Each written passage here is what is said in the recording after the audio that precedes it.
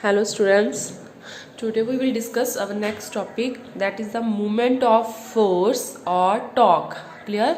इसको मेनली क्या है हमारे पास टॉर्क, और इसको क्या बोलते हैं हम, मूवमेंट ऑफ फोर्स. ठीक है, अगर इन सिंपल लैंग्वेज हमें कहें कि टॉर्क क्या होता है, व्हाट इज टॉर्क, क्लियर, और मूवमेंट ऑफ फोर्स.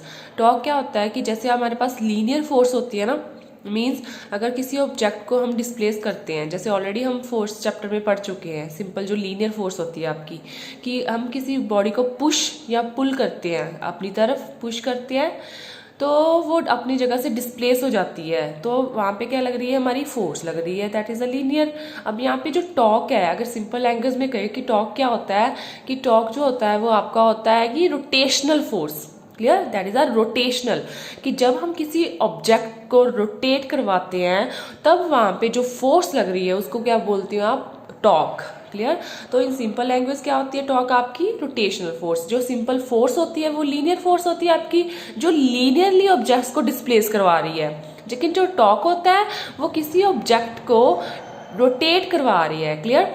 मीन्स वहां पे जो फोर्स लग रही है आपकी वो रोटेशनल फोर्स लग रही है, जो किसी ऑब्जेक्ट को रोटेट करवा रही है, उसको बोलते हैं टॉर्क. एग्जांपल, कोई भी एग्जांपल लगा सकते हो आप, जैसे सिंपल डोर की एग्जांपल लगा लो. ठीक है, डोर होता है आपका, क्लियर, डोर भी आपकी एक फिक्स एक्सिस के अबाउट रोटेट कर रहा है. क्लियर? आप उसको खोलते हो, बंद करते हो, तो वो क्या हो रहा है, जो वहां पे वो टाइप होता है वहाँ उस एक्सिस के थ्रू वो क्या हो रहा है, रोटेट हो रहा है. तो वहां पे जो फोर्स लग रही है वो कौन सी फोर्स है, टॉर्क है वहां पे, क्योंकि वो रोटेट हो रहा है एक्सिस के through. Clear?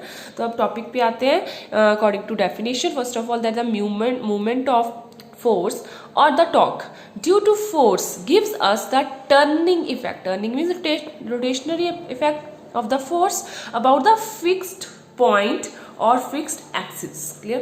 It is a measure by, किसके थ्रू, मैथमेटिकली किसके थ्रू मेजर कर सकते हैं हम इसको, the product of magnitude of force and perpendicular distance. ठीक है, जिस ऑब्जेक्ट को हमने रोटेट करवाना है उस पर हम जो फोर्स लगा रहे हैं, किसके थ्रू, उसके परपेंडिकुलर डिस्टेंस के through, of the line of action of force from the axis of rotation. It is noted like torque. इस तरह डिनोट करते हैं टॉर्क को, टाउ, इसको टाउ बोलते हैं. क्लियर? Like this tau.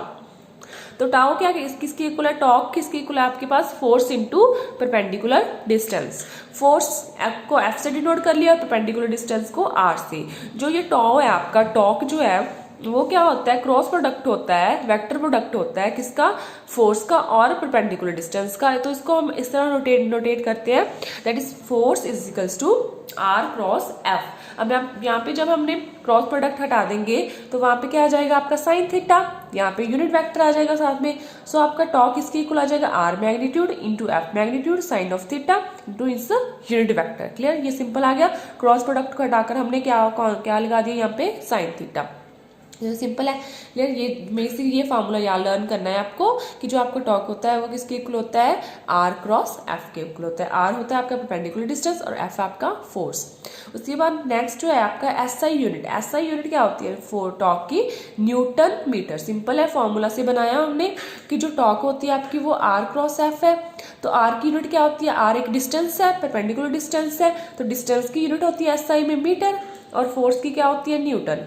तो आपकी एसआई यूनिट टॉर्क की क्या हो जाएगी, न्यूटन मीटर. ठीक है. उसके बाद डायमेंशंस. डायमेंशन भी सिंपली हम डिराइव कर सकते हैं.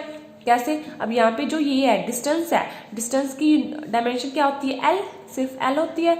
ये फोर्स की डायमेंशन क्या होती है आपके पास, m1 l1 t-2. ठीक है. तो यहाँ पे एक एल है, यहाँ पे एक एल है, m1 सॉरी. तो यहाँ पे जो L है आपका वो क्या आ जाएगा, L+1+1 that is L2 t-2. ठीक है. तो ये आपका आ जाएगा डायमेंशन ऑफ टॉर्क. ये आपकी यूनिट आ गई, एसआई यूनिट. उसके बाद देखो नेक्स्ट क्या है, हमने कुछ केसेस लिए हैं, फर्दर सिंपल केसेस लिए. यहाँ पे देखो फर्स्ट ऑफ ऑल क्या है, कि आपके पास कोई भी स्ट्रिंग है लाइक दिस, ये वाला, जिसकी लेंथ कितनी है आपके पास, आर. ओ ए स्ट्रिंग है कोई भी आपका, और ओ से हमने टाइटली टाइप कर दिया, उसको बांध दिया उसको यहाँ पे, और यहाँ पे उसको क्या, यहाँ से पकड़ कर, ये फ्री हैंड है और ये फिक्स्ड हैंड है, इसको हमने फिक्स कर दिया ओ पॉइंट पर कहीं भी. ठीक है. तो ए जो है आपका फ्री हैंड है, तो ओ जो है आपका वो फिक्स्ड हैंड है, और जो ए आपका फ्रीली एंड है। तो यहाँ पे हमने इसको फोर्स लगाई। First of all first case में देखो क्या है, जो फोर्स लग रही है हमने स्ट्रिंग के नीचे की तरफ लगाई, ऐसे नीचे की तरफ खींच रहे हैं उसको, मतलब नीचे की तरफ फोर्स लगा रहे हैं हम इसको। क्लियर? तो वहां पे टॉर्क क्या आ जाएगा आपके पास, ये होता है टॉर्क का formula, that is R cross F, R F sine theta. अब यहाँ पे देखो जो थीटा होता है यहाँ पे वो एंगल किसके बीच में होता है, आर और एफ के बीच में। आर आपका इस तरफ है, एफ इस तरफ है, तो आर और एफ के बीच में एंगल कितना बन रहा है आपका, 0। ठीक है, सो साइन 0 0 यहाँ पे फिल कर दिया, तो साइन 0 0, सो टॉर्क कितना आ गया आपका 0। क्लियर? इस केस में जब जो आपका फोर्स है हम वो नीचे की तरफ स्ट्रिंग को नीचे की तरफ खींच रहे हैं और आर और एफ में कोई एंगल जो बन रहा है वो 0 है। ठीक है, उसके बाद नेक्स्ट देखो सेकंड केस लिया हमने कि सेम वही चीज कि ओ ए जो एक स्ट्रिंग लिया है जिसकी लेंथ आर है। अब फोर्स कहाँ पे लगा रहे हैं, अब फोर्स चेंज कर रहे हैं बस हम, और कुछ नहीं है। क्लियर? सिर्फ फोर्स चेंज करें। यहाँ पे हमने फोर्स इस तरफ लगाई थी और यहाँ पे हम फोर्स इस तरफ डायरेक्शन को लगा रहे हैं, that is making angle 90 between F and R. तो एंगल 90 हो गया यहाँ पे, थीटा इज 90, साइन 90 1। तो यहाँ पे जो आपकी टॉर्क फोर्स लग रही है, rotational force that is torque, वो क्या सबसे मैक्सिमम लग रहा है, that is R into F. F जो आपकी ये फोर्स लग रही है और आर जो आपका ये वाला perpendicular distance from the fixed point. Clear? उसके बाद नेक्स्ट देखो, नेक्स्ट केस है हमारे पास ओ। अब देखो हम ना ही फोर्स जो है नीचे की तरफ लगा रहे हैं, ना ही मेकिंग एंगल 90 बना रहे हैं। अब किसी और ही एंगल थीटा पर हम फोर्स लगा रहे हैं। पहले इस डायरेक्शन में लगाई हमने, देखो इसके बाद नेक्स्ट इस डायरेक्शन में लगा दी हमने। क्लियर?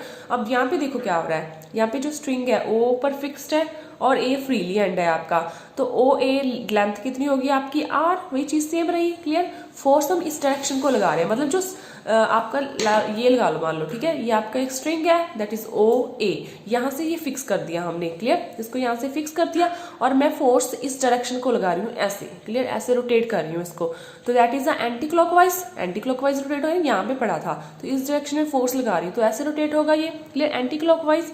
क्लियर? तो यहाँ पे जो फोर्स रोटेशन हो रही है वो एंटी क्लॉकवाइज हो रही है। क्लियर? लेकिन जो एंगल है वो थीटा है, हमें पता नहीं कितना एंगल बन रहा है, वो डिपेंड करेगा न्यूमेरिकल्स केस पर कि आपको कितना एंगल दिया हुआ है इसका। क्लियर? अब यहाँ पे इस फोर्स जो डायरेक्शन इस डायरेक्शन को लग रही है, हमने इसको आगे बढ़ा दिया, यहाँ तक मिला दिया और यहाँ से लेकर एक पॉइंट यहाँ तक, तो यहाँ ये वाला ये एक फोर्स होगी आपकी, तो एंगल कितना बन रहा है दोनों में, थीटा। इसको हमने कोई भी पॉइंट मान लिया P1। क्लियर? जो ये डिस्टेंस है ना यहाँ से लेकर यहाँ तक, यहाँ पे कोई पॉइंट मान लो आप C। क्लियर? यहाँ से लेकर यहाँ तक का जो डिस्टेंस है दैट इज P1, सिंपल। उसके बाद नेक्स्ट सिंपल टॉर्क का फॉर्मूला लगा दिया, are F sine theta.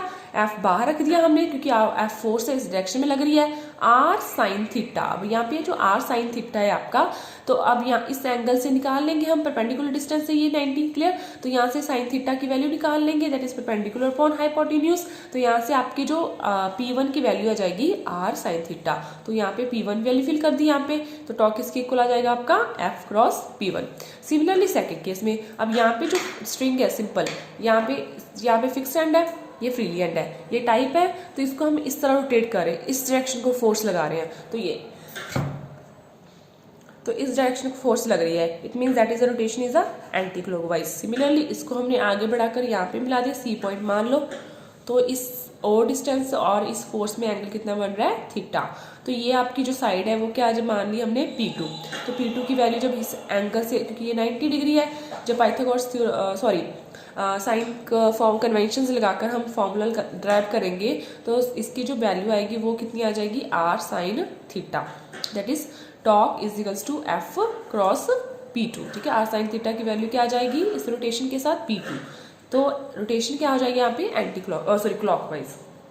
So bye convention जो एंटी क्लॉकवाइज मूवमेंट होता है आपका, उसको हम पॉजिटिव लेते हैं और जो क्लॉकवाइज होता है उसको हम नेगेटिव लेते हैं। क्लियर? सिंपल था ये बिल्कुल। उसके बाद नेक्स्ट देखो डायरेक्शन। अब जो डायरेक्शन है टॉर्क वेक्टर की किस तरह फाइंड आउट करते हैं, सिमिलरली हमने कल किया था ना राइट हैंड स्क्रू रूल। ठीक है? कल समझाया, प्रीवियस वीडियो में मैंने बताया था आपको राइट हैंड स्क्रू रूल और right hand thumb rule. Clear?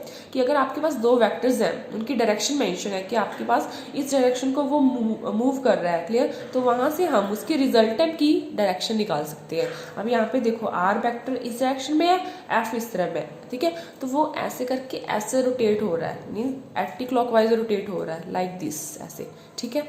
तो यहाँ से लेकर यहाँ तक है, तो थंब आपका ऊपर आएगा और स्क्रू की डायरेक्शन भी ऊपर आएगी आपके लिए, ठीक है। तो टॉर्क की डायरेक्शन क्या आ जाएगी, ये वाली आ जाएगी आपके पास अपवर्ड, ठीक है। चाहे आप स्क्रू रूल लगा लो, क्योंकि स्क्रू लाइक दिस, मतलब स्क्रू इस तरह टाइट होएगा, एंटी क्लॉकवाइज मूव करके इस तरह रोटेट करेगा आपका जो स्क्रू होगा, क्लियर। और थंब सिंपल हम पाम रूल के साथ लगाते हैं, दैट इज ऐसे रोटेट करते हैं ना, जिस डायरेक्शन को वो रोटेट हो रहा है, मतलब एफ उस डायरेक्शन में रख लेते हैं हम, क्लियर, अपने फिंगर्स को, क्लियर, तो बंद करते हैं इस डायरेक्शन में ऐसे। तो थंब क्या आया आपका ऊपर की तरफ आ गया। इट मीन्स अगर हम यहाँ से जो आर की डायरेक्शन है, क्योंकि आर क्रॉस एफ हो रहा है, तो आर से एफ जाना है हमने, ठीक है, आर क्रॉस एफ करना है, तो इससे यहाँ से तक जाना है ऐसे।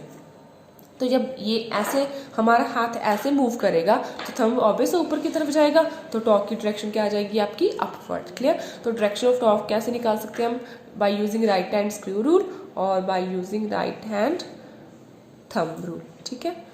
बिल्कुल ईजी था, अगर कोई भी डाउट है तो आप पूछ सकते हो कभी भी। Okay, thank you.